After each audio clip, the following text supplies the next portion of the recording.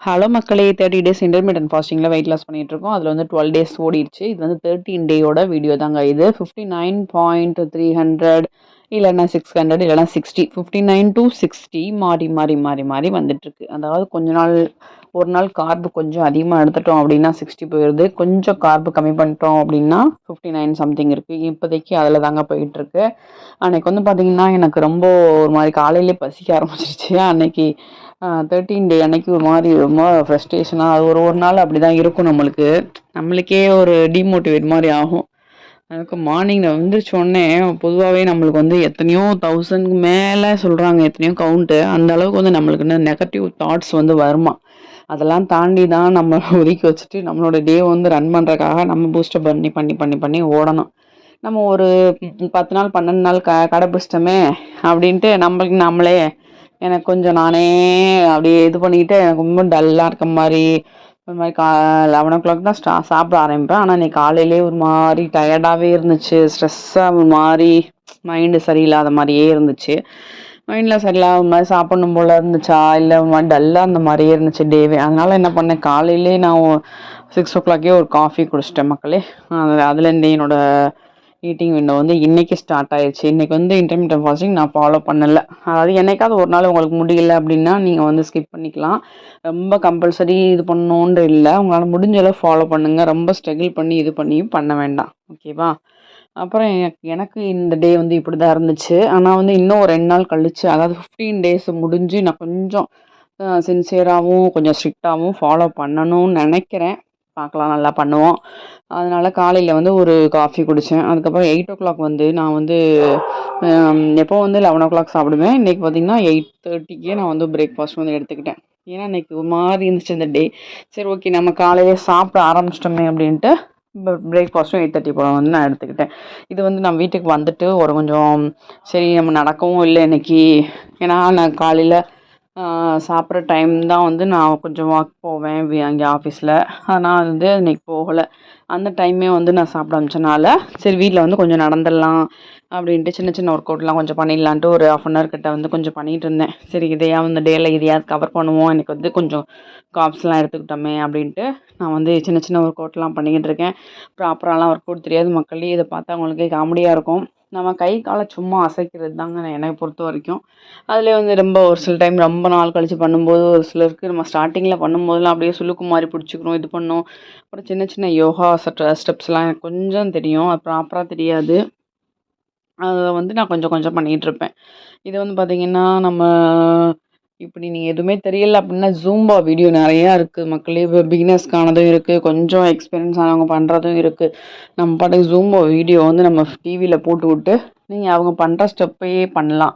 அவங்க பண்ற ஸ்டெப்பையே நமக்கு ப்ராப்பரா பண்ணணும்னு அவசியம் இல்ல. உங்களால எவ்வளோ முடியுதோ, அதாவது அது ரிலேட்டடா உங்களுக்கு ரொம்ப பெண்ட் பண்ணி பண்ணுவாங்க, ரொம்ப ஸ்ட்ரெயின் பண்ணி பண்ணுவாங்க.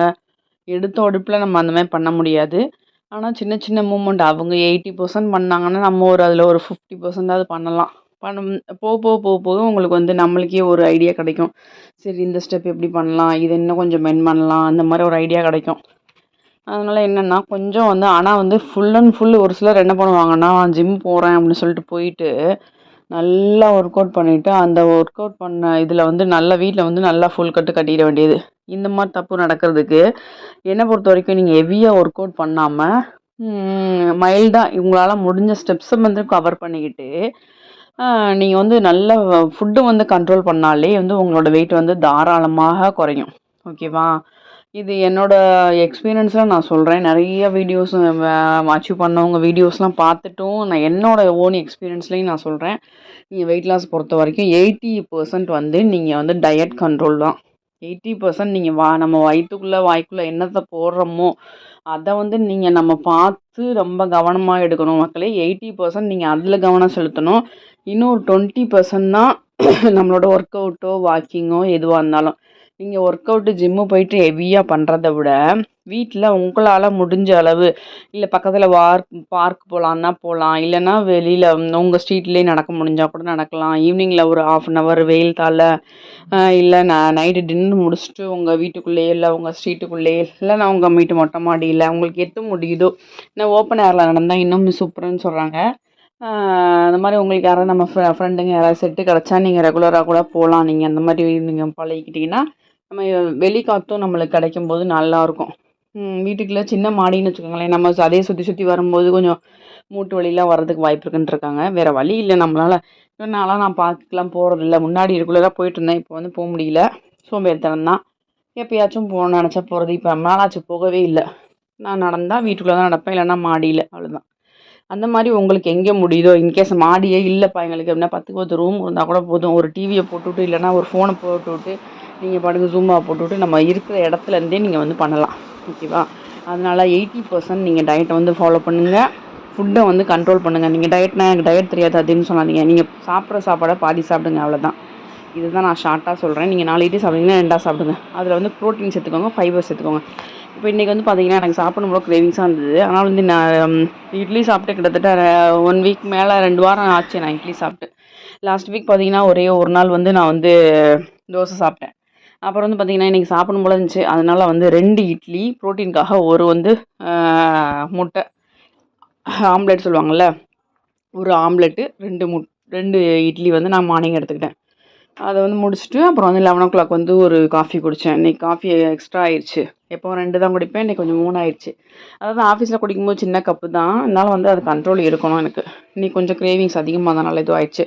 அப்புறம் வந்து ரொம்ப நாள் கழிச்சு நம்ம கீரையே பண்ணியிருக்கோம் இன்றைக்கி. ஆமாம், அதனால் வந்து நல்லா கீரையே போட்டு பிசைஞ்சு சாப்பிட்டேன். கொஞ்சம் ரைஸு, கீரை கூட்டு, வந்து ஒரு ஆம்லேட் போட்டு அதிலே 2 முட்டை, இன்றைக்கி 3 முட்டை ஆயிடுச்சு. ப்ரோட்டீன் நல்லா எடுத்துக்கிட்டாச்சு, கீரையும் நல்லா எடுத்துக்கிட்டோம். நைட்டுக்கு வந்து ஒரு பழத்தோடையும் ஒரு ஈவினிங் ஒரு டீயோடையும் என்னோடய டின்னர் வந்து முடிச்சிட்டேன் மக்களே. ஒரு லைக் கொடுத்து சப்போர்ட் பண்ணுங்கள். நீங்கள் கண்டிப்பாக பார்ப்பீங்க, என்னை ஃபாலோ பண்ணுவீங்க. நான் என்னோடய கருத்துக்கள் வந்து உங்களுக்கு பிடிக்கணும்னு நினச்சி தான் போட்டுட்ருக்கேன் மக்களே. தேங்க்யூ ஸோ மச் மக்களே. நம்மளோட சேனலை சப்ஸ்கிரைப் பண்ணி சப்போர்ட் பண்ணுங்கள் மக்களே. ஒரு லைக் கொடுங்க. நீங்களும் வாங்க, சிம்பிளாக வீட்டிலேருந்தே வெயிட் லாஸ் பண்ணலாம் மக்களே. கண்டிப்பாக பண்ணுவோம் மக்களே. Thank you so much.